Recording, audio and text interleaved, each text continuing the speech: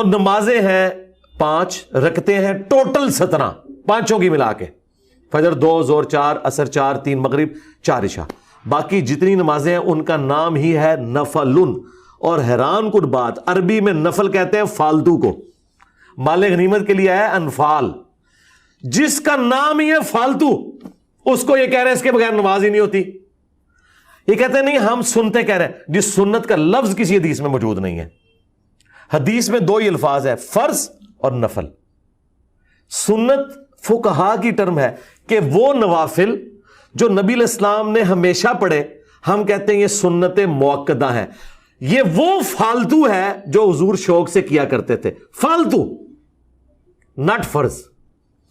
یہ وہ فالتو ہے جو حضور نے کبھی کیا کبھی نہیں کیا، غیر موقدہ ہے فالتو۔ الحمدللہ رب العالمین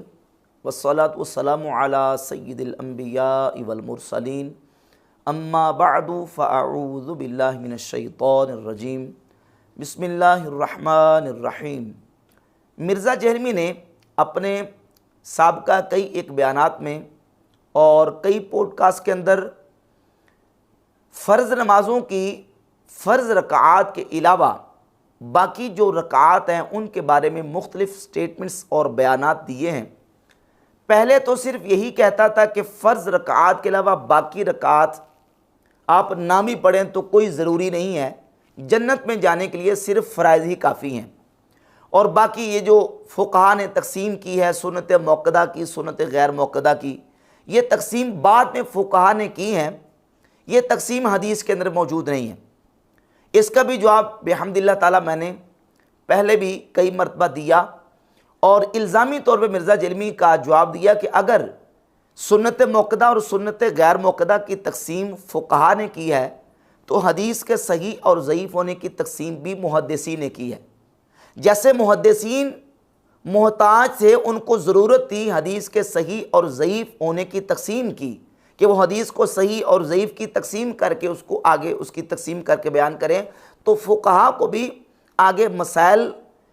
کے استنباط اور احکام کے ترتب کے لیے انہیں سنت کی تقسیم کی ضرورت پیش آئی کہ یہ سنت موقدہ ہے اور یہ سنت غیر موقدہ ہے۔ یعنی یہ شریعت کی طرف سے تقاضا اور مطالبہ ہے کہ اس پر لازمی عمل کیا جائے، اور یہ وہ ہے کہ جو اختیاری ہے، اگر کریں گے تو ثواب ہے، تو نہ کریں گے تو کوئی گناہ نہیں ہے۔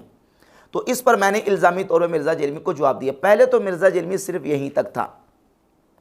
اب مرزا جہلمی نے ایک نئی سٹیٹمنٹ دی ہے اور خطرناک سٹیٹمنٹ دی ہے، وہ یہ کہ اس نے یہ کہا ہے کہ فرض رکعات کے علاوہ باقی جتنی نماز ہے، وطر ہو، سنت موقدہ، سنت غیر موقدہ، باقی نوافل وغیرہ، یہ سب کے سب نفل ہیں اور یہ فالتو ہیں۔ اور یہاں تک کہا کہ یہ وہ فالتو کام ہے سنت موقدہ کہ جو نبی صلی اللہ علیہ وآلہ وسلم شوق سے کیا کرتے تھے۔ یہ وہ فالتو ہے جو حضور شوق سے کیا کرتے تھے، فالتو ناٹ فرض۔ یہ وہ فالتو ہے جو حضور نے کبھی کیا کبھی نہیں کیا، غیر موقدہ ہے فالتو۔ والعیاذ باللہ تعالی، مرزا جہلمی کا فالتو کی نسبت نبی صلی اللہ علیہ وآلہ وسلم کی طرف کرنا، یہ مرزا جہلمی کی بہت بڑی جسارت ہے۔ امت کے محدثین، ائمہ، علماء میں سے آج تک کسی نے نبی صلی اللہ علیہ وآلہ وسلم کی ذات اقدس کی طرف فالتو کی نسبت نہیں کی۔ چونکہ فالتو اردو کا لفظ ہے، اور آپ اردو ڈکشنریز اور لغات اٹھا کر دیکھ لیں تو فالتو کے معنی کا جو مفہوم نکلتا ہے وہ یہ ہے کہ وہ بیکار چیز، وہ نکمی اور عبث چیز، اس کے اوپر فالتو کا اطلاق اردو میں کیا جاتا ہے۔ اب اس لفظ کی نسبت نبی علیہ الصلوۃ والسلام کی طرف کرنا، یہ یقیناً سرکار دو عالم صلی اللہ علیہ وآلہ وسلم کی بارگاہ اقدس میں مرزا جہلمی کی بہت بڑی جسارت ہے، یہ کہنا کہ یہ وہ فالتو ہے جو نبی صلی اللہ علیہ وآلہ وسلم شوق سے کیا کرتے تھے۔ اور پھر یہاں تک اپنی جہالت کا مرزا جہلمی نے ثبوت دیا اور کہا کہ یہ فالتو پنجابی والا نہیں، عربی والا۔ یہ کہتے ہیں تراویح کا پڑھنا روزہ نہیں ہوتا، جو تراویح کی نماز ہے یہ فالتو نماز تھی، یہ فالتو پنجابی والا نہیں بولا، عربی والا نفلی نماز تھی، اس کے انہوں نے یہ بات کر دی۔ حالانکہ فالتو کا لفظ جو ہے یہ ہے اردو کا لفظ ہے، یہ عربی کا لفظ ہی نہیں ہے، یہ تو اردو کا لفظ ہے۔ تو پنجابی والا نہیں، یہ عربی والا، اس کا کیا مطلب ہوا؟ تو اس انداز سے مرزا جہلمی نے اپنی جہالت کا بھی ثبوت دیا ہے، اور پھر دوسرا ثبوت جہالت کا یہ دیا ہے جیسے پہلے اس نے یہ کہا تھا کہ ان سنت موقدہ اور سنت غیر موقدہ کی تقسیم یہ بات میں علماء نے اور فقہا نے کی ہے، تو اب اس سے 2 ہاتھ آگے بڑھا اور یہاں تک کہہ دیا کہ حدیث کے اندر فرض رکعات کے علاوہ باقی نماز کے لیے نفل کا لفظ استعمال ہوا ہے، نفل کا معنی فالتو، سنت حدیث کے اندر استعمال نہیں ہوا، حدیث کے اندر سنت کا لفظ ہی استعمال ہوا۔ یہ کہتے ہیں نہیں ہم سنتے کہہ رہے ہیں، جس سنت کا لفظ کسی حدیث میں موجود نہیں ہے۔ حدیث میں 2 ہی الفاظ ہیں، فرض اور نفل۔ یہ کہتے ہیں نہیں ہم سنتے کہہ رہے ہیں، جس سنت کا لفظ کسی حدیث میں موجود نہیں ہے۔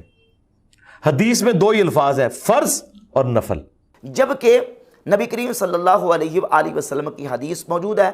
سنن ابن ماجہ کے اندر 1140 نمبر اور جامع ترمذی کے اندر 414 نمبر حدیث موجود ہے، من صابر علی 12 رکعتا من السنت بن اللہ لہ بیتا فی الجنہ، فرمایا کہ جس نے فرض رکعات کے علاوہ دن اور رات میں جو 5 نمازیں ہیں ان نمازوں کے ساتھ 12 رکعات جس نے پابندی کے ساتھ ادا کی، 12 رکعات